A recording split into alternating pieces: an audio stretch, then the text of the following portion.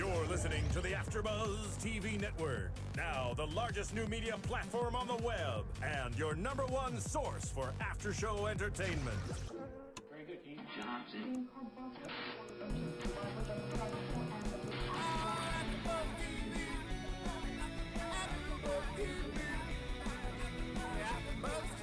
From the AFTERBUZZ Studios in Los Angeles, California, presented by Maria Menounos and Bing.com, and streaming live thanks to Akamai Technologies, this is AFTERBUZZ TV's Mad Men After Show. We'll break down tonight's episode and get you all the latest news and gossip. If you'd like to buzz in on tonight's show, you can buzz us at 424-256-1729. That's 424-256-1729. And now, another post-game wrap-up show for your favorite TV show. It's AFTERBUZZ TV's Mad Men After Show. Mad Men, Mad Men, Mad Men, Mad Men, Mad Men, Mad Men. Oh, Tulich. Bing is for doing that. I love how the Tulich in there. Yeah. That was nice. We dominate that Mad Men intro. I know, yeah. You need a little I'm glad that you joined in. soprano there. Yes. We need a mezzo soprano. A little mezzo. Yes. Bing is for doing. We are doing the Mad Men After Show, AFTERBUZZ After Show. I'm Joe Braswell. I'm joined, as always, by the lovely Katherine Tulich. Hello. And by the lovely Matthew Lieberman. I am lovely, aren't I? We're all lovely. Yes. We are Joe Sans Flippo, if you will, today. He is on a, what is he doing? Oh, he's at a giant competition of some sort I can't talk about. Oh, wow. Competition? Super secret giant competition. Yes, Really? he is all weekend. Well, he was we going wish to him call luck. in, but he couldn't do it. It didn't But work like out. a racing thing or something else you can't can't say? really talk about, Okay. Joe. We'll find out what it is alright. later. He's so Secret. underground, he's in China. You know what I mean? He's very... Got a lot going on there, Joe San Flippo.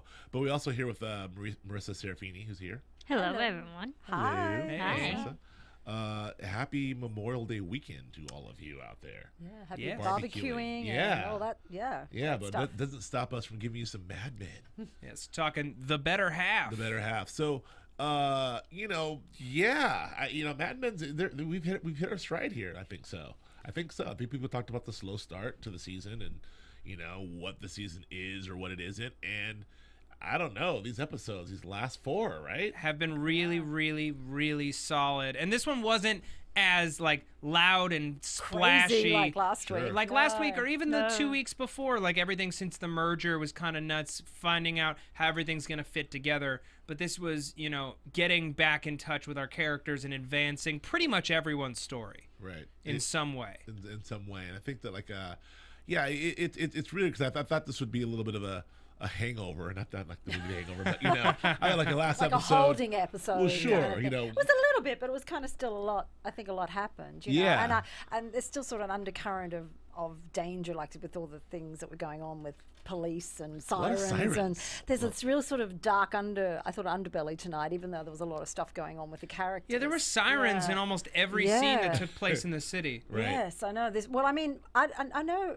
that we're getting towards the 70s. I mean, New York was an extremely dangerous place in that Sure. decade, wasn't it? Yeah, the 70s is very, very, Yeah. very urban decay set in, Yes. very much so Yes. around the country, but no place hit harder than New York City, Yes. where, Times Square was, basically a pit, a cesspool. Because I remember growing up in Australia, it's like, oh my God, you'd never go to New York. Oh, It's yeah. too dangerous. No, you it get was stabbed, you very- get mugged. Don't go Sure. there. I mean, Central Park and Times Square were no place to be. And now, of course, it's all Disney and Broadway. Yeah, it's all everyone fun. goes there, I know. But back in the late 60s, early 70s, all through the 70s entirely. Look at Taxi Driver. Yeah. It was like, triple X, X-rated places and X-rated places. What do you call those places, Matt? Porn, Yes. theaters, Red light, I don't know, whatever it Their was. brain. strip clubs, They have I think X-rated they still places. have them, but escort homes. I don't think they've disappeared. Not so much in Times Square. No, they're still there. But Yeah. such a parallel to these fairly affluent white lives, really, Sure. isn't it? To be honest, Yeah. But yeah, so we a lot of that. We'll get into all that Yeah, stuff too. we but- got we got a retreat out to the country yeah. with Don and There was Betty. mosquitoes and everything. Mosquitoes and everything, sure. We did not get to go to the beach, but we got some killer beach wear. I Yeah, wanted we to did. see Joan at the beach. I know. We know that Planet of the Apes is still in theaters. That's Sure right. is. Yeah. Well, it's interesting because we know these episodes are about. Like they've said a lot. They've said repeatedly these episodes are about a month. Chronologically, there's about a month between each episode. You can figure it during the season. So this is why we didn't have the direct hangover from. I really love that that method. It's not really talked about that much, but that method of storytelling, the way Mad Men does that, it's like a month. So there's no real. There's no real cliffhangers. There's no real carryover. It's not very serialized. Not very serialized in that sense. So there's no Yeah. like cliffhanger from one episode where what's gonna happen to Don. Tune in next week. It's like this happened. It's its own episode. It airs as it completes. It's a complete piece of work, and then you go to next month. And although it's still a long story that takes you through the year, it's really interesting what it does. So anyway, the hangover I was expecting from the Crash episode. Like people waking up like, ugh, what the hell happened last night? Of course, we don't get that because we're a month later. Yes. Yeah. So anyway. But there's still, I guess, competition and chaos reigns within this merged. Yeah. And what did Pete say? Everyone says this is a mess. This Yeah, place it's a out mess. from the outside, people And are there's saying still this is no a mess. name. Well, I think it's interesting. Just even like people say all the time. Even the name, the super long, It's sort of like like too many- 8-letter acronym. yes. Sterling Cooper, Draper, Price, Cutler, Gleason, and Shaw. Yes. Yeah. What about the Oh, very acronym? good. SCDP CGC. Yeah. All right. Like that's confusing into itself. And two so. of them are dead. Two of them Yeah. are dead.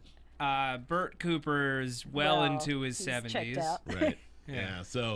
Yeah. So we had a lot. We touched on Peggy and Abe a lot. We touched on Yes. Peggy and Chaw. We touched on Don and Betty, which we'll definitely get into. A little bit about Roger. A little bit about Pete. Yeah. And a little bit about our boy Bob Benson, Of of course. course. So we'll get into later with Benson Watch. And the Exactly. triumphant return of Duck. Of Yes. Duck Phillips, who we have not seen since season 4, The Suitcase, which is episode 7 or 8. Sure, one of my favorite, one of everyone's favorite episodes. I Yeah. don't feel like I'm Yeah. One of the best breaking episodes. any. Yeah, I'm not like the best. My favorite episode, The Suitcase, duh. But like, yeah, second favorite maybe The Crash. Actually, last week. Really? Really? I really love that episode. All right. The He's Crash like the was drugs, awesome. man. I'm eager to see if loved that it. still remains like in your top 5 when the series ends. Oh, you think that they made top?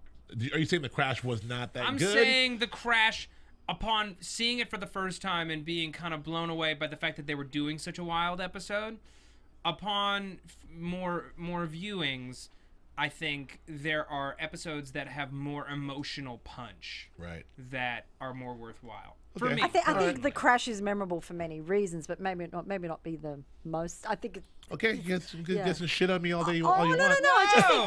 I think in the lexicon of Mad Men, I think the whole seasons, I think people will remember the crash. Yeah. Right. Yeah, as one of those shows that were like, wow. It's my second favorite episode.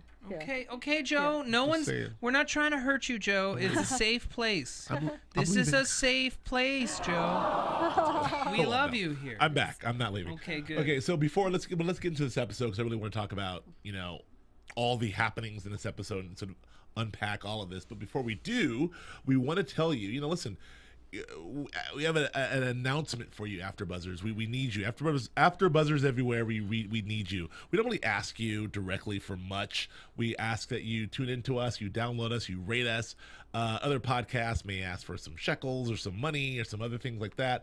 We don't really ask for anything. We just want to give you quality entertainment and Quality shows. programming. But there is a way that you can help us because we're building some new studios. We've got we're coming to you in live in HD. We're streaming live. We're doing all this great stuff. It costs money. It's coming out of our pockets, mostly Maria's pocket, but that's okay. but what can help us is Adventures of Serial Buddies, the hilarious, funny, super funny Serial Buddy comedy produced by the AfterBuzz founders Maria Menounos and Kevin Nagaro is now available on demand. We talked about it being available in theaters, and we all saw it, and it was great. It's now on demand. It stars, Kevin and Maria's in it, and it also has Beth Bears and Artie Lang and Kathleen Gifford and Christopher Lloyd and the voice of Henry Winkler. So it's on demand. So if you could go on and download it and order it. Order it a lot, watch it a few times. That would help us here a lot. I mean, we saw the show. I mean, we saw the show. I saw the movie. I thought it was really funny. I know it sounds like I'm a shill for AfterBuzz, but the movie was very funny. Kathy Lee, all these folks were fantastic in it. I know you saw it and reviewed it. Yeah, exactly. Yeah, it's I compared it to sort of Australian films like Priscilla, Queen of the Desert, Sure. and Muriel's Wedding, kind of crazy. I can totally see that comparison. Yeah. Sure. It's a super funny movie. Think of it as we're not shills. We're trying to share a good movie with you guys. We wouldn't recommend it if we didn't like it ourselves. Right. So check it out for yourself. Don't take our word for it. Check it out yourselves. And it was in theaters. It was in 8 to 10 cities, I think it was. If you didn't have a chance to check it out, you can now download it, or not download it. You can now buy it on demand. And when you do that, you're helping us out here at AfterBuzz, and you're helping us out here continue to give this wonderful programming, because all that goes right back to us. So It is available May 29th. May 29th. You can go to serialbuddies.com. You can find it on iTunes and all the other digital stores. And it really means a lot to us, the AfterBuzz community here.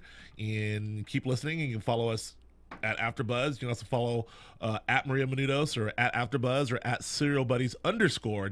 Serial_buddies. Thank you. At serial_buddies on Twitter. And check it out and buy AfterBuzz, buy Serial Buddies online now. All right. Blah. Great. That happened. Joe, I feel like you just came down from an energy serum. I really am. I'm excited about the thing, but I can't get it all out. All right, here we go. So back to Mad Men. Here we are. So let's get into the thing that jumped out at me the most was Betty. You know, Betty the whole is back. Betty. Yeah, Betty's back. And she right? got her swagger back. Yeah, So wow. Matt, what do you give me your Betty takes? What do you got? All right. Well, it's another name for this episode, The Better Half, which could refer to Betty. Also could be how Betty Francis got her groove back. Sure. She has lost the weight. She is now the wife of an up-and-coming political candidate, and men are coming up to her. All eyes are on her, trying to seduce her, and she can't get enough of it. She loves it. Her self-esteem took a serious hit when she gained her weight. Yeah. It's been... And I want to sort of stress the fact that we shouldn't just be concentrating on her weight, but I think Yes. it was for her a self-esteem issue. Exactly. Yeah, because we don't want to put out there that you got to be thin to be hot. So, No, certainly not. But I think in this case, Betty is the fact that it was so tied to her own self-esteem. Exactly. Yeah. Because in her own mind, you look back at the early seasons, her being, you know, she was a former model, pretty housewife. It was very much tied into how she viewed herself, and having men lust after her was one of the only pleasures she got. Well, it's how she identified herself. I mean, this was her identity. Yeah. Exactly. Her appearance was so much about her. And it was her it was identity. taken away. Yeah. It was stripped. So when she got it back, she's very much enjoying it, and also she's kind of trying to make sure that she is in fact back. When she allows Don to seduce her at the camp, and that's very much what it was. She let him seduce her. She basically she took him. Basically, Yeah. She sensed what was going on, and she let it happen because she wanted to know that she still had it, and she wanted to know that even though Don was married, that he was going to take her because she's that beautiful, and that she is still worthwhile. She wanted to see the look on his face again. And she sort of did to Megan what other women had done to her, right? And I bet it felt good Yeah. in a perverse way. Sure. Well, there's a lot. I mean, and then the whole scene with her and Henry at the dinner was telling, and the guy, who was that guy? Stu. His name was Stu. Yeah. He had been raising funds so at just the same event. a campaign contributor. Yeah. One of those guys. So Stu. I love that scene. I love how that was played, in that it's what we've seen before, which are these sort of lecherous guys hitting on Betty in some way. We've seen this before in the Mad Men world, and the way she handled it. Yeah. But she says, "Can you believe that I've had 3 kids?" That was awesome. Like, I have 3 kids. And he's like, "I don't care." And she's like, "No. Do you believe? Can you believe that I've had 3 kids?" That was the ultimate, like, what? Like, Betty. So Swerve. She's definitely taking control of the situation. It very much reminded me of that I don't know what it was. It feels like season 3 or season 4 where she had that moment where she stepped out and had that sort of dangerous sort of liaison with the, I guess, the Well, auto. this is how she got Henry, wasn't it? In a way, It too. was That's how she right. got Henry. Yeah. How she got Henry. This is what she does. She's very This is good what at she this. does. Yes. But the other flip, the other twist in that was obviously what you touched on is that, you know, Henry called her out on it. Very, you know. But he was turned on by it. Yeah, that was was great. kind of. That was kind of. He was turned on by it because, you know, he gets to take her home. Yeah, that's the other right. men It's get like the to trophy look. wife, right? It's Yeah. like having the wife that everyone lusts after. Yeah, that whole scene, the way that was very Which is, surprising. The way is that her identity, right? yeah, that was very surprising the way that scene played out to me, and I actually enjoyed that. That was well written and well acted and everything else because it was a twist. It was a twist where like you think Betty's getting hit on by this lecherous guy, she sort of turns it on him, like she wants the intention and maybe even wants to go home with him. Yeah. Then she tells it. Then you know, Henry makes her tell him, tell me, and then she tells him, and then you think like, oh my God, it's gonna be bad. He loves it. He just goes Yeah. right Yeah. in there. That's great. It sort of sums up Betty's power. Yeah. So it sums up Betty has got her groove back. This is what Betty does best. Oh yeah, and like I loved the scene at the gas station. Don pulls up at the gas station. Yep.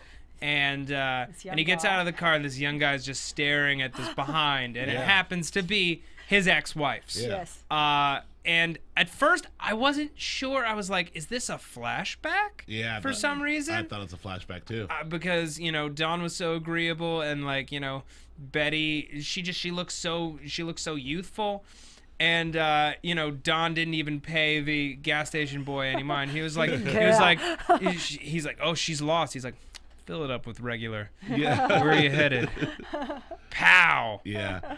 I enjoyed that too. I enjoyed that view. Oh, I'm not gonna lie. And I loved more than anything, and this is like getting into Dawn a little bit, but the beat where Bobby is teaching them the song, and Dawn actually joins in What was with that the song. Father Abraham. Which you seem Oh, to here know. we go. This Has many is the sons. You seem to know gas that. station Yeah. scene right there. Yeah. So Father Abraham has many sons. Father Abraham. Is that like a camp song? With his right hand. Yes. But yeah, you know, listen. So going back, yeah, Don. That was I thought that was a very cool moment. It sort of reinforced that Betty is back. That Don is like, oh, you know, Yeah. and it talks about, you know, Joe is here. Joe's like, hi, Betty's back. Joe Flippo, hi, Betty's back. Oh, Well, well, whatever. No, yeah, confident no, Betty's back. exactly. Yes. Because and this was a great. This was also one of. And I feel like I'm using a lot of hyperbole this episode, but this podcast. But I think this is one of January Jones's best episodes. One of Without a her- doubt. I'd One honestly, of her finest performances. I'd honestly say I prefer this episode to The Crash. I like Oh. this episode very, very much. It's a quieter episode, Yeah. but we got some really fantastic moments. The moment between Betty and Dawn after they had sex and they're his talking about conversation, and that amazing conversation about Don sort of saying why is sex Yeah.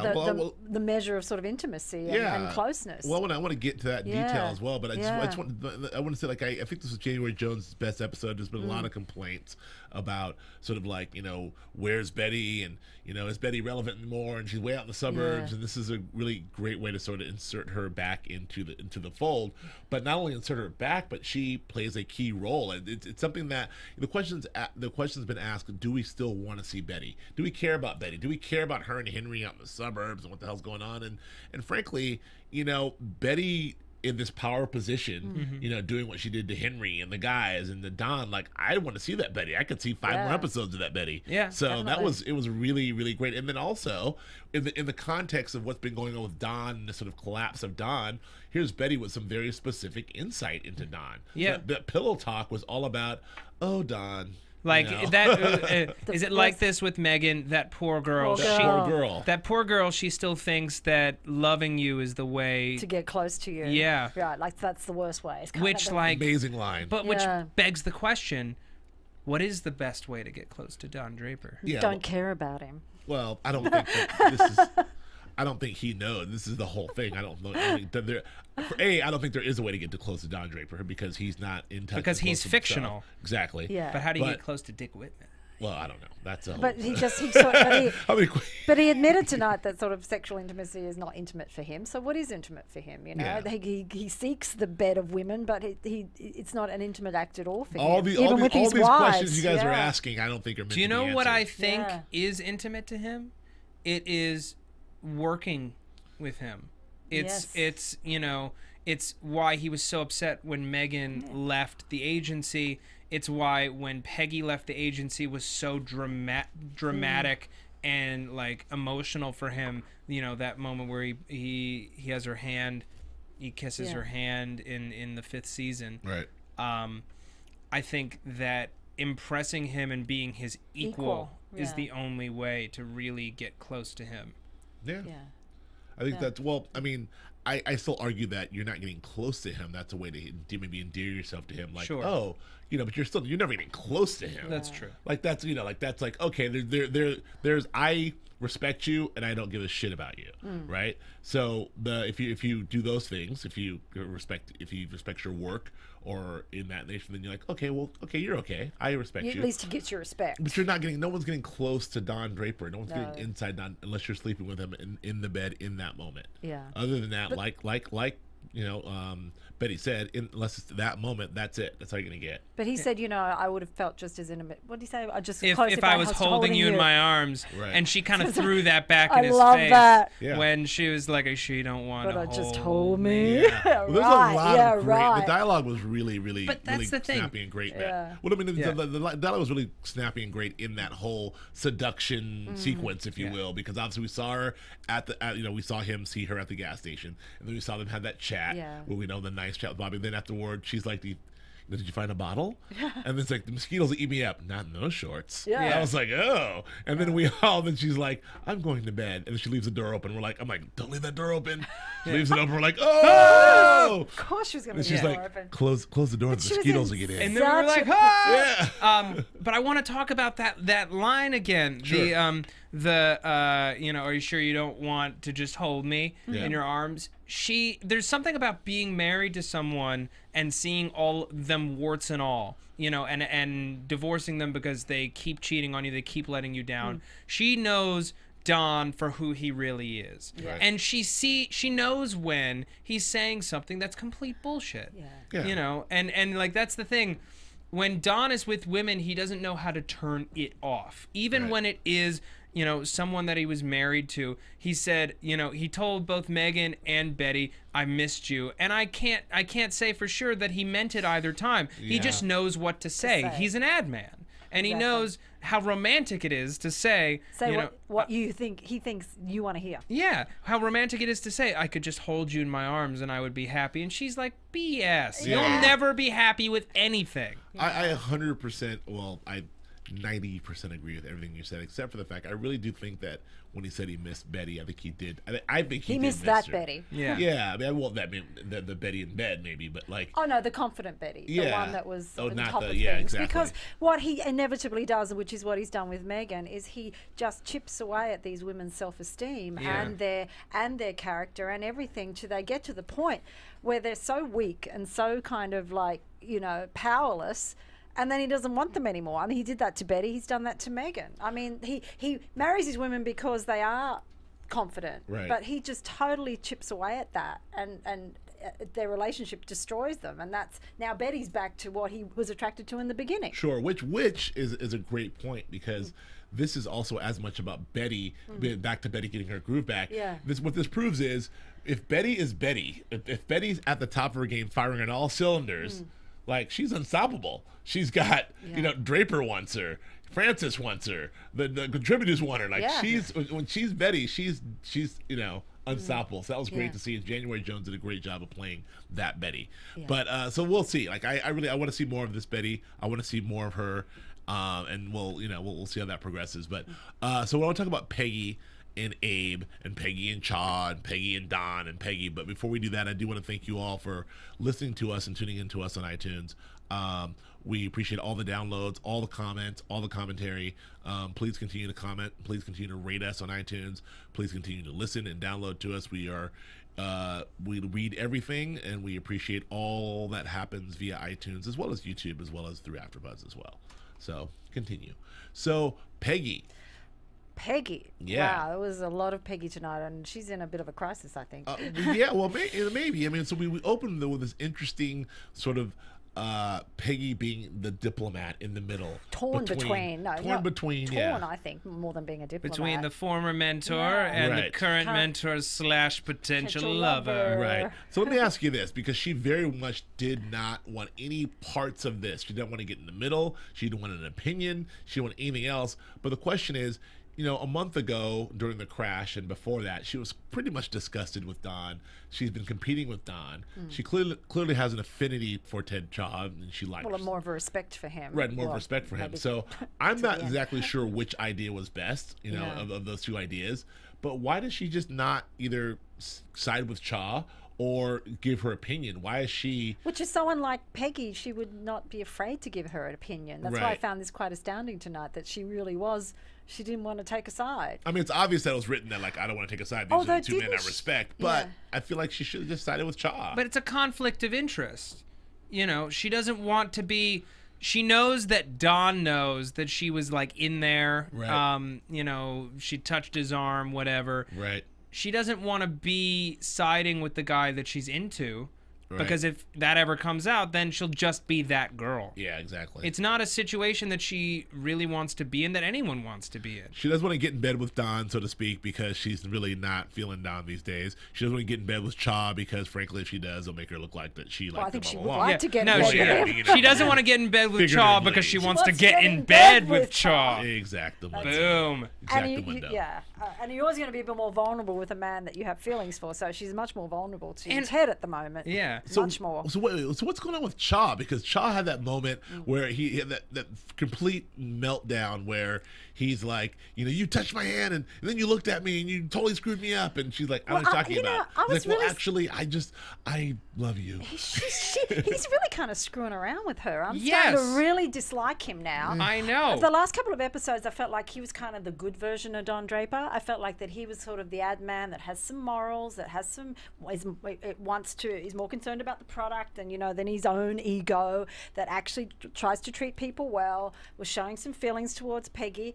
But now I just think he's sort of the same jerk they all are. He was kind of a turd at the end of the episode. Yeah, here's the thing about yes. So my take. Here's the thing about Mad Men, which is just makes, I don't know, so when we first meet Ted Chaw, he is kind of a villain, right? He's like the anti Don Draper. Sure. Like he's Don's rival. He's this villain, and then we see him again. He's poaching Peggy, and then we see him again. It's kind of like, oh well, he's not so bad. He's actually a pretty smart, capable guy. And then they merge. And it's like, oh well, he's actually cool. He's like the cool version of Don Draper. Yeah, he pilots a plane. Yeah, and, you know, actually Draper's the asshole. This guy, you that's know. what I mean. He sort of was showing up Don as the asshole. Right. Yeah. And then now we see him again. He's kind of like, oh well, maybe he's not so much. I just submit that this is very consistent with human beings. I mean, it's not. Yeah. Everything is not in a box or perfect. Like this is what we love about Mad Men. Everything is nuanced. Everything is not perfect. So Ted Chaw can, just like Don Draper.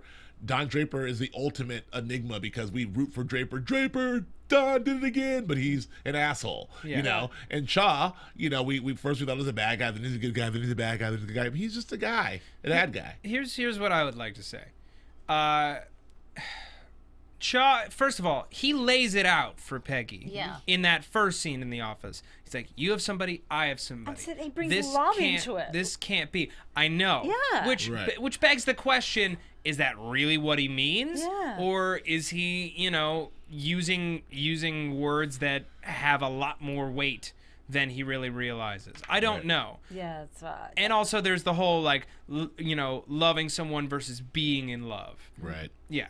So when she comes to him at the end of the episode, after this whole ordeal with Abe, which we'll get into, you know, and she says, "I've had a horrible night. You know, Abe and I are no longer together. He got stabbed." Yeah. And she just wants anything. Just a little bit of sympathy. Anything. Right. And he gives her nothing. I thought that was awful.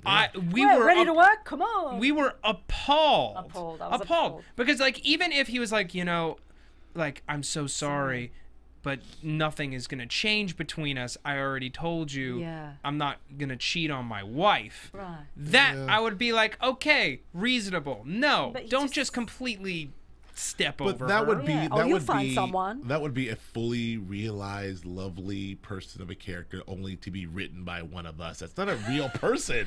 Like I that's like not. to think there's real people. Could Come on. he could be, but he's not. Everyone's like that. I actually had no problem as a viewer watching it and rooting for Peggy. I was like, oh, come on, child, give her something.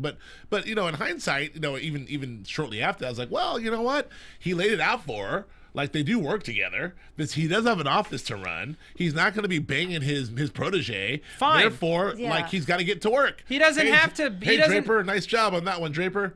Yeah, He doesn't but it was have so to- cold. He doesn't have to bang his protege, No. but if it's someone that he says that he loves, he can show just a teensy bit Yeah. more tenderness. That's what I and just thought.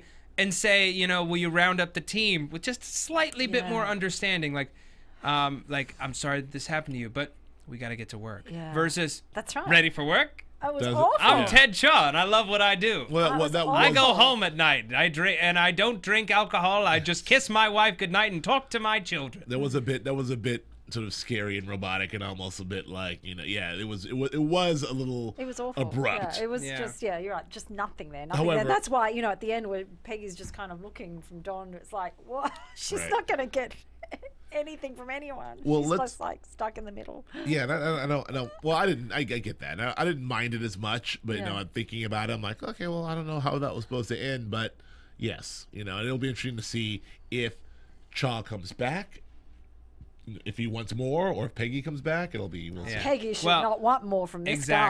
guy. She'd If have to be really stupid if she... If he wants Yeah. more, she better make him work for it. Right. Yeah. Period, period, period. Well, this opens the door for, I mean, the you know, women of the world. I mean, most women I talk to, at least, and as people, things I've read, people really want Peggy and Stan. So this may open the door. Because they for- have great chemistry, Well, this but ma- then he ruined that by banging Wendy. No, I don't know that he ruined that by banging Wendy. I think that He like, definitely lowered himself in her esteem. certainly, but I think that, you know, reading after I, you know, after we did our show and watched the episode again, I read a bunch of stuff. You know, He stuff made her walls and feel reviews. cheap. I think that another take on that. I'm not saying this is my take, but another view of that is that, like, you know, in that moment, Peggy really felt something and really felt something for Stan and really felt like this was the right thing to do, although she really, really wanted to do something. And then when she saw, you know, that, you know, Stan doing that to the teenager, Wendy. Yeah. Wendy, then that she felt partially disgusted, but also partially like, well, I guess I missed my window, you know.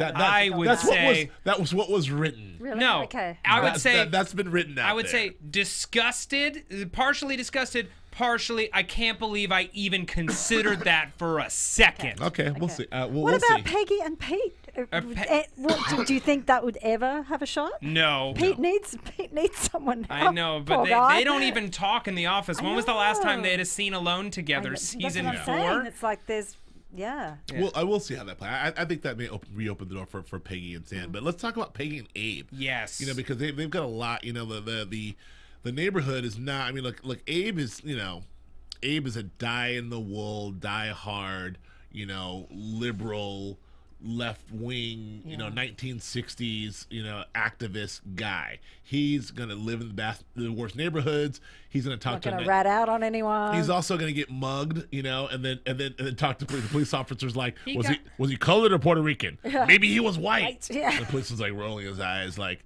all right, buddy. Yeah. Like that in 1968, that was like a really, you know, now we're, you know, everyone's liberal and you know, to a certain degree, and everyone's afraid to sort of say these things in a racial manner. But back then, it was like, well, yeah, what was it, a black or a Puerto I tell Rican? you. And he was like, or a white guy. Yeah. You know, so that just speaks to how far he is, you know, in terms of his being such an open-minded, liberal type cat. And I don't know, Peggy's not, I'm not saying Peggy's not, but Peggy's not feeling any of that. No. Peggy's like calling them animals. She's calling them, you know, I mean, she said like she's done with the neighborhood. She's not trying to, you know, I'm not saying Peggy's a bad person, but she's not down for the cause. She just wants to be comfortable, and you know, Well, unsafe. and Yeah. safe. And It's who like, wouldn't? Yeah. right, exactly. This isn't about People throwing rocks through your Yeah. window and stuff. I mean, it's not Exactly. exactly the most pleasant But way to be living. Abe calls her at the end of the episode. He's like, you'll always be the enemy. yeah, You'll always be the enemy, and I hate what you do with every fiber of my being. sure. You know. So And he gets stabbed so many times in this episode. And I mean, he only gets stabbed twice, but that's so many times for one episode. Yeah. Neighborhood was kind of bad, though. But what's this article he's writing, too? He keeps referring to this article. I feel the article's gonna come out. Yeah. Blow He the said, lid "You're off. giving me a great Yeah, ending." the article comes out next episode, and she goes ballistic. Yeah, the article will surface about, It's sleeping with the enemy, or living in the city, or it'll be something like that. It'll be like an atmosphere piece, you know, like everyone's scared in this neighborhood, but I'm not scared. But my girlfriend was, so she stabbed me. Which I was like, I totally thought that was a dream sequence. Right. I thought there were a couple things in this episode that were going to be a dream sequence that wound up not being one. Because like in the little description, it was like Joan goes to the beach, Roger has a problem, and I think there was like, it was like Pete has a recurring dream or something. Yeah. Right. But there was no dream. Pete, no dreams. No, Roger has a recurring dream. I think they said in the description. Well, he doesn't have a dream No, either. I didn't get that one. Well, it's interesting. I really think this is a larger conversation to be had about sort of. I really appreciate the way that they're handling. I don't know. There's lot's been said. We don't have time to get into this whole thing. Lots been said about race and the way they're handling race. And there's been a lot of talk, positive, mostly negatively, about the way they handled Grandma Ida last episode. Oh yeah, there's been a lot of like, well, for a show that is not known for its African American characters, to use such a broadly drawn African American character that comes in and is very stereotypical, and then she turns out to be someone a burglar, and she offers to cook them fried chicken and blah blah blah blah blah. These are these aren't necessarily my takes, but there's been obviously been some talk about that, and the thing is that again, this is really not a show that's going to examine race in those ways, but I think that what it is doing in a really interesting way, including tonight's episode, is telling the story from the point of view from those people at that time in 1968. So what I mean by that is, a guy like Abe represents this hyper liberal, like activist type guy who's really on the edge, and Peggy, no one thinks Peggy's a racist or a bad person or anything else, but she's a person who is living in a bad neighborhood in the middle of New York in 1968 where shit's going down, and how that affects her is how that affects her. So she does say they're animals. Now I'm not saying Peggy's a racist for saying they're animals, but that sort of affects how people were thinking at the time. And I think that, like, I do appreciate a look at, because this show is from the perspective of these people living in this time. I do appreciate an honest look of where they were coming from. I don't want some super ultra, politically correct 2013 version of retelling of how we may have how we thought things would have been because we love these people. I want to know how they really thought in that moment. I think that they're doing a really, really good job of that. So that's just my thought on that. But anyway, so moving on to... Just real quick before we move on, just a brilliant little comedic moment when they're in the ambulance and that nurse, she's like, he's going to be okay, right? It's just a little shrug. I don't know. He's probably seen a million stabbings that week, and it's like, who just cares? like such great subtle acting. Whoever that guy is, he was great. Kudos, my friend. Exactly. Ambulance guy. So like Pete and Roger a little bit. Let's just quickly touch on both. So Pete, we see the return of Duck because Pete is starting to get nervous about his position. And Crane makes that an analogy like, look, dude, we're the 27 Yankees right now. I know you think that things are all effed up, but like we've got the all-star team here. Everyone's thinking that everyone wants us because we're the all-star team. Right. Now's the time to have your resume out there. For me, when the dust settles, I'll be a partner, but like you might want to think about putting your resume out there. So Pete goes out there and he sees his boy Duck, and Duck tells him, I used to be you. Like, I get it, but you need to get your shit together. Get your family in order. Yeah. Don't be desperate. And I'm not sure he says the room stinks of desperation. But I'm not sure when he told Pete that it's all about family. Pete says, my family is a distraction. And it was just Pete's view. But do you think that hit? So when Duck gave him that bit of advice, did that hit home for Pete? No. No? Think Pete just missed him? Okay. No. No. Is that a no, Matt? I believe that was a no. No. Katherine, do you think that hit home for him at all? About the family thing? Do you mean the advice that Duck gave? The advice. Duck's like, look, man. No, because he doesn't feel anything much for his, especially for his especially for his parents and his no. Yeah, no, he absolutely, like the look on his face when he said, "My family is a distraction." He believes it. He doesn't know what to do with himself.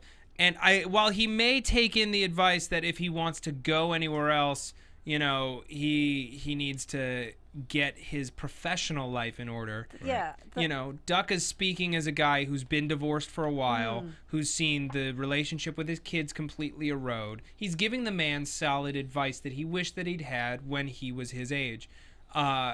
Peter, the difference is Pete doesn't care about any of that now. And I don't think he thinks it affects his work. I mean, he thinks the work's But separate. it clearly is. It does, we think Duck is right. I mean, in this room, we think Duck is right. He's very right. But Pete thinks it's all about the work. I don't think he thinks family is important at all. And that's why he's going bald, man. Man, that hairline. We need a hairline watch for Pete. Yeah. So okay. Well, then. But Pete is losing ground, and I mean, you know, from that, not having a seat on the when there was no seat for him there when they merged. No seat. He's certainly not in the long acronym of Sterling Cooper Draper Price CGC. He's not anywhere. There's no Campbell. Yeah. So I mean, and so that's what he was also saying, that really even in the work situation that people know that he hasn't got much power there, right? That he's not really getting the accounts. He's not really doing what he needs to be doing. So he hasn't really got a valuable resume to give to anyone at this point. Well, we'll see what happens with Pete. I really like to believe that this is sort of that in the end. I'd be very delighted if in the end Mad Men turns out to be a sort of redemption story for Pete. I think Don is not going to be redeemed. I know we're all rooting for Don. I think Don's going straight. Pretty irredeemable. I mean, he might end up dead by the end of the series. I think that the series. I feel like the series will end up with Don dead. But Pete, though, Pete's arc of starting where he started, he maybe. Can I say one thing? Yes. Can I say one thing? I know that everyone on the planet would be furious and would be up in arms and super upset, but I think it would be really, really awesome if Don died before season 7 or before the end of the series. Yeah. No, because when a star leaves a series, a vacuum is left. And other characters would get more screen time, and we could develop more of their stories. I'm not saying I know that that's not a popular you really view. hate Don. I thought I hated Don. Wow. No, I'm not saying. Look, he's still an incredibly fascinating person. Right. I loved what was revealed tonight, but I'm just saying I care about other characters more, and I would love to make sure that everyone else gets nice, wrapped up stories. Okay.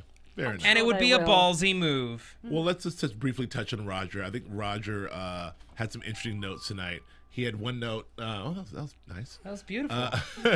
Roger had one note. You know, we saw the whole thing with his grandson. He took his 4-year-old grandson to play on the apes. We saw his interaction with his daughter, who did not like that at all, and actually sort of told him, "You're not allowed to see your grandson anymore unless your mother's around." And it was more about his relationship with his daughter. So he was actually like, it's almost like you and I had a shitty relationship, Dad. I'll give you one last chance to the grandson. No, you can't even do that right. So you're done. I don't think it was that bad taking him to Planet of the Apes. Well, but this is it was an overreaction. It was an over. But this his is daughter was a little. Yeah. Well, no, but this is what I told you in the room. It wasn't about what he did with his grandson. It's about a lifetime of what he's done with his daughter. Sure. So she's going to jump on him, whatever. Yeah. Whatever. Well, it was like, Dad, you've been a shitty dad. Yeah. That's what it is. But you know what? I'll give you this one opportunity with your grandson. He is your grandson. And then he effed it up by taking him to Planet of the Apes. And then he's being Roger Sterling about it. He's like, oh, well, what? What's the big deal? Yeah, Don took his kid. Right. So exactly. So that's not. And I think that was really telling at the very end when he, so Sterling reacted to that by being like, well, I don't have a grandson anymore, but I do have a son. And I think that what was said there, what was not said, but obviously seen was, I effed this up with my daughter. I'm effing this up with my grandson. Like, I'm not going to F this up with my son. I want to bring him something. Let me bring him something. And he goes to Joan, and he's like, he's my son too. Like, he's saying, I want to bring him something. What does she tell him? She says, I know you want to do the right things. Yeah. Do you think but Joan's you can't. right? Do you think Joan is right by blocking him from his son? I sort of feel like it is his son. It is his son. If he wants to take some part in his life, he has every right to. Not necessarily. No, but what Joan is saying though has nothing to do with the global idea of does a father belong with her son. What she's saying is, Roger, I know who you are. You're Roger Sterling. You're not capable of being a dad because you're too busy being Roger Sterling. So knock it off. Yeah, Right. because Which is it's what going her to be way daughter too said. confusing for my kid. Yeah, like if you really stopped being Roger Sterling and wanted to come and be the son's father, then that's great. But what about when that kid grows up and finds out who his real dad But is? that's a whole separate thing. Like that, I mean, but really, I mean, if you're talking about the global view of like, should the father be with his son? And yes, of course. But what I'm saying is, from Joan's point of view, it's what Joan is saying is, look, dude, like you're too busy being Roger Sterling. You're kind of I can't have it. And as soon as if you want to change you, then you're welcome to be in your son's life. But you're not going to change you. And so why bother? And you don't want to change. So why bother? And that's exactly what his daughter said. It's like, Dad, you're dad. Like and then you do the same thing with your grandson. Like, enough. Like, I don't want to see you anymore. So Roger is getting a bit of like a reality check in terms of like his whole I'm Roger Sterling. It's not really working out with his family. I don't know. Is he going to be any worse dad than other dads? I mean, I don't know. I just sort of think, these women are dismissing him, but I mean, he is trying. Well, I mean, I'm not, Sure, he's not going to be the perfect dad. I'm not saying Roger Sterling does not have any right to see his children. I'm just saying, like, this is my opinion from what I read it from what I thought Joan's point of view was. But now, speaking of Joan, go ahead. I just want to real quick because Megan kind of got the short shrift in this podcast tonight. Of course, we need a bit more Megan. Oh God, she's having trouble. She's having trouble on her soap opera. Yes, she's playing two characters. Two halves of one whole, as it were. Exactly. Which is the better half? We don't know. And she's playing a mistress, which is kind of interesting. Well, yeah, too, I thought it was not only is she Yes. playing a mistress, but like that one scene we saw at the beginning was very telling. It's like she's having this sort of the argument about infidelity with this brunette who looks a lot like like Megan. A lot like Megan, but not a lot like Sylvia. Sylvia. Interesting. And so she has this sort of face off with this, about that and she's in her full French accent, playing an alter ego. I thought that was very, very meta of Mad Men to do that, play that scene out. But go ahead, Matt, continue. Oh, she had that scene with her old friend Arlene. Yes. Arlene the swinger. Arlene, almost some girl on girl action. Arlene is very DTF. Yes. She is DTF in the highest order. She made her move, and Megan. It was like such an awkward, weird little scene where Megan was like, oh no, I'm not interested. She's like, you're a tease, and she's like, fine. And then she goes in for another kiss. She's like, no, I'm fine being a tease. Yeah, that was so Abbott and Costello. It was like a comedy bit almost there. funny, yes. Very funny. It was very funny. It'll be interesting to see if that affects her at work. And then, of course, Don comes back and he sort of seems like he's going to try. So she thinks that she may have him back. And they finally have a connection moment for the first time all season. Oh, can I ask you? Okay, well, just back to that, just about the lesbian kiss try scene. I thought that was very, very funny the way it played out. She tried to kiss her 3 or 4 times. It didn't work out. 3 times. 3 times. When she left, Megan got a kick out of it. She kind of chuckled to herself. She had a kick out of the whole thing, which I thought was kind of neat. But so when Dawn returned and Megan was just out, in her just looking hot out in the patio being Megan. When Dawn returned, I actually felt that he was being sincere. I actually felt that what Betty told him in that moment, and seeing Betty and Henry together, like being happy, presumably happy, like sort of got to him. Yeah. So I think he went back and he really was genuinely trying to try. Or did you think he was just being, I think the whole experience with Betty, and he was even saying to Betty, like, what would this have been like if we stayed together? I think there was a slightly bit of that when he came back to Megan. It's like, maybe I should try. Right. Maybe I should try, Betty, I lost or whatever, but, maybe now. That's a good point. Yeah. He remembers what he lost and the fact that it was his fault. He doesn't want to lose another wife. Yeah, it felt that way. I mean, but how long that'll last? Yeah, well, I mean, do we think? Do we think that? Do we think that Dawn loves Megan and that they're gonna make it? I mean, like. No. I don't think they're gonna make it. No to the love, okay. Maybe to the make it. All right. Yeah. That's just Katherine. What do you think? No, I don't think so. I don't think. I don't know. I genuinely don't know. I think it was the idea of Megan and vice versa, the idea of Dawn. I think that's what they both Megan's, fell for. Yeah. And it wasn't real. and I don't think it still isn't real. I think Megan's lovely, but I don't know either way. Okay, so let's get to Benson watch here. Yes! Yes. This is the. And I had a Benson experience. Yes. Yeah, Catherine, real quick, tell us about the Benson I experience. know. I was at the Fox party on. There's like it was been like the LA screenings up front, which is premiering all the new shows here, and so there was the big Fox party at the Fox lot. And who should I spot? Benson. Bob Benson. I was James Wolfe. so excited. I went straight up to him and went, oh, and it must have been a lot of people coming up to him going, oh my God, I love you on Mad Men, I love you on Mad Men. So, you know, he has been on a lot of other shows like Political Animals and that. Yeah. And he's coming up in the new Robin Williams comedy. Sure. The Crazy Ones. Which is set in an advertising agency as well. Yeah, he's been a bit of a. I just want to. He's been Benson has been one to watch for a while. People, Fox has particularly has put a lot of sort of a stock in Benson himself. They gave James, him, what the actor? Yeah, they I'm put sorry, him in a few James shows Wolfe. now. Yeah, they put him in Lone Star, which was Yeah. actually great, but it got canceled in 2 episodes. And Yeah. he's been a really good actor who people recognize as a good actor who just hasn't found the right things. They keep getting canceled, and maybe it made me think that like. Maybe Benson's going to be a bigger thing when I saw him. That's Well, the thing. yeah. Like when I saw that it was James Wolfe on the show, because he's a rising star, I'm like, this guy is one to watch. Right. Yeah. Hence, Benson watch. And I told him about our Benson watch, and Yes. he loved it. Good. Good. And I also told him about our fantastic finale that we're having at the John Lovitz Comedy Club. Yes. And if he's true to his word, he said he'd love to be there. Good. So, Well, we'll see Benson there too. so hopefully, Yes. and he did, and he would not reveal. He did say, you know, watch out for tonight, and of course we did see more about Benson tonight.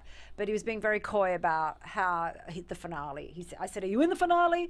And he went, "I can't tell you." So Right. that makes me think he probably is. But He dies. Yeah. We all know. Okay. It's clear. Can we Go get ahead. into Benson watch Benson proper? watch. Go ahead. Speak. Okay. Speak on it. So we get to Joan's apartment, and who is there in his little short shorts but Love the Bob shorts. Benson himself? Yeah. Amazing shorts. The man Shorts were great. the man is now, I would say, he's Joan's friend and traveling companion. We did not necessarily see that it was romantic, but she is allowing him into her life and into her son's life. Okay. Yeah.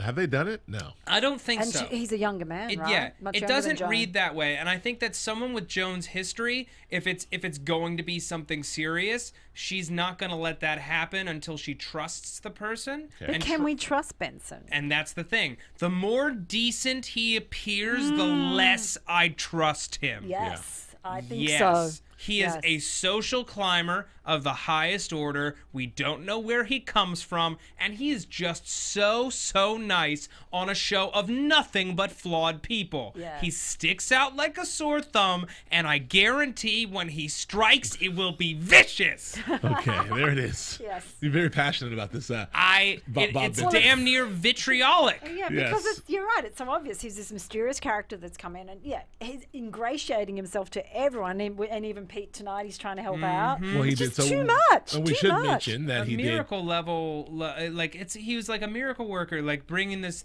nurse in to help Pete in his darkest hour. Maybe he's a little angel. I'm with you. I do believe he's a social climber. I don't who think is he? he's malicious. I don't think he's doing anything bad. I think that Well, like wait and see. when he went, he did use information he obtained from Joan to use it with Pete in order to help himself because he's trying to ingratiate himself to Pete, which is speaks to your point. Now but what I thought he was going to do in that moment, I was afraid. I thought he was going to say something like, I feel like Roger and Joan. I thought, Yes, Yeah. that's totally what I thought was I thought going he to was happen. going to really go for it, but he didn't. He did another thing. And so that was, we'll see. I mean, the door is definitely open for Benson to be something other than he pretends to be. He's It's definitely, obvious. We're obviously going to find out something. he's definitely a social climber. We'll And see. there's some crazy theories out there of who he really is. An too. alien. There's everything from see. yes, that to Don Draper's lost son. I Right. read somewhere too. So kind of some really interesting theories out back, there about Dad. Benson. Yeah. Yes. Very interesting. All right. So Curiouser and curiouser. let's just jump into the Mike August catches of the week. We have superfan Mike August who every week, pours over these episodes with a fine-tooth comb and a magnifying glass and finds out and really sort of interprets some of these catches that we may have missed because we just watched the episode Immediately 50 minutes before. ago. Yeah. And so we're not catching everything clearly, but Mike August has. So what do you have for him? Okay, so this is from last week's episode, The Crash. With what he has been mentioning with the war references between the merging agencies, the injection scene with the doctor was interesting to him, as amphetamines were given to soldiers during World War II to fight fatigue and improve their mood and stamina. And marijuana and heroin use was rampant by soldiers fighting through the madness of Vietnam. So kind of a drug and war connection. There was a checkerboard on the table during the Chevy meeting, which I felt was symbolic of the men in the office trying to outmaneuver and jump over each other. And Frank Gleason was referred to as a piece that cannot be replaced.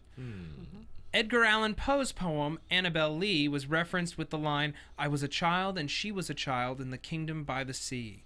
The poem is about a memory involving a long-lost love. Perhaps the kingdom was symbolic of the whorehouse with Don the child, and he felt love for Aimee, but he had to keep those feelings repressed, and that hung with him regarding his relationships with women through his adult life.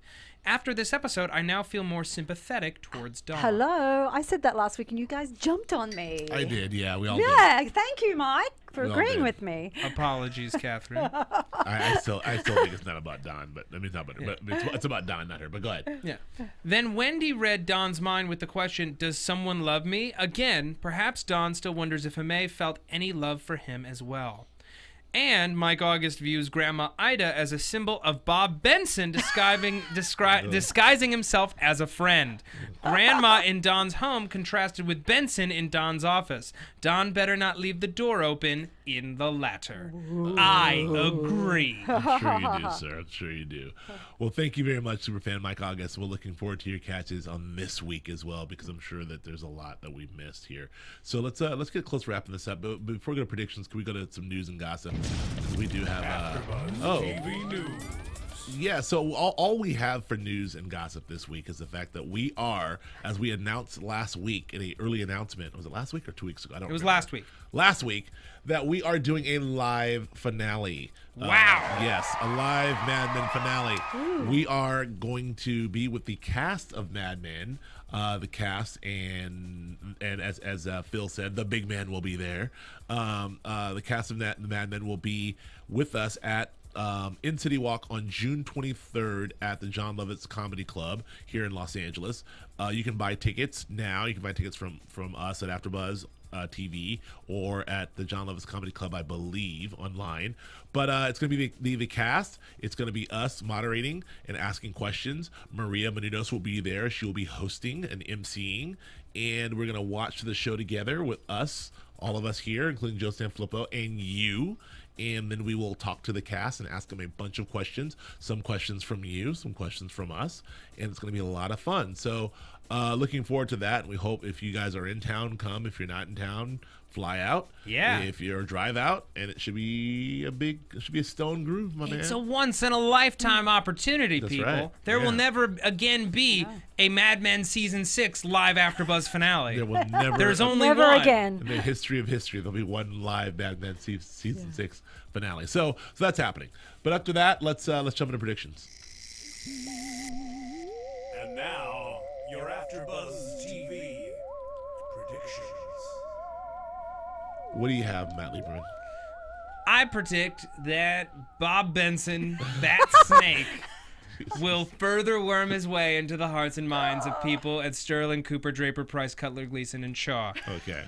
And I think we're going to get a backstory episode sooner rather than later, because it's at this point he's still a question mark. You know, when we had Ginsburg join the office, we had him have his own story a few episodes in last season. So I think we're going to get something on him. I think that Don and Megan are going to work on their relationship. What shape that will take, I'm not sure. But I think that he's redoubling his efforts to regain control at home and abroad being the office. Right. And He that... controls a lot of broads. But sorry. And and that Peggy and Shaw are going to continue this tete-a-tete. He's going to have to work hard to get her back. All right. Okay, I'm getting a different prediction on Peggy. I think she's been let down by Shaw. I think we're going to see her more back on the Don camp. Actually, that's Ooh. my That's what I think. Good call. I actually agree. I think that was my prediction as well. I think we'll see that Peggy will be openly backing Don. I think Don will sort of rise again as this creative. Yes. You know, the creative phoenix will rise from the Exactly. ashes.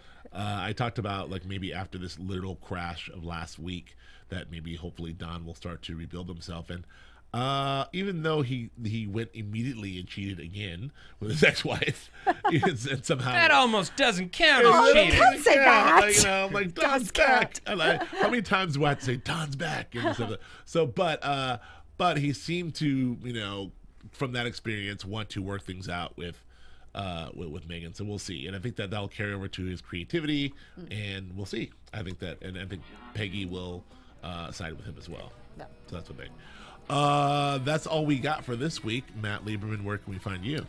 You can find me on Twitter at Matt Lieberman. That's MattLieberman. You can also find me here on AfterBuzz TV on the Defiance After Show. Yes. Mondays at 7 p.m. Yeah. It's a fantastic new show on Sci-Fi, Sci-Fi, and I yeah. highly recommend it. It's Grant Bowler. Yeah. Yes, Grant Bowler, who's fantastic. Kiwi Aussie. Kiwi Aussie. And you can find my sketch comedy on VOYTV.com. Hilarious, Catherine. And you can find me on Twitter and Instagram, and I've got my photo up with me and Benson, at Katherine Tulich, KATHERINETULICH. And also this week I have a story in the LA Times on Friday, so you can check me out there as well. Yes, LA Times. And then Catherine, I'm Joe Braswell. You can find me on Twitter at Joe K. Braswell. I'm also doing the Mad Men show, which I'm doing right now. But I'm also doing the Hannibal AfterBuzz show here with Joe Number Sanfilippo, one on which is AfterBuzz number one TV. AfterBuzz. Been for a couple of weeks. And I'm also on Grantland, ESPN's Grantland.com. I have a bunch of stuff coming out for the month of June, so check me out there. And as well as on Extra with Maria Menounos. And we'll all see you on the 23rd of June for our Mad Men live finale. Yay! So that's that. Thanks for listening, guys. We'll see you next week. From Bing.com, executive producers Maria Menounos, Kevin Undergaro, Phil Svitek, and the entire AfterBuzz TV staff, we would like to thank you for listening to the AfterBuzz TV network. To watch or listen to other after shows and post comments or questions, be sure to visit AfterBuzzTV.com. I'm Sir Richard Wentworth, and this has been a presentation of AfterBuzz TV. Buzz you later. The views expressed herein are those of the hosts only and do not necessarily reflect the views of AfterBuzz TV or its owners or principals.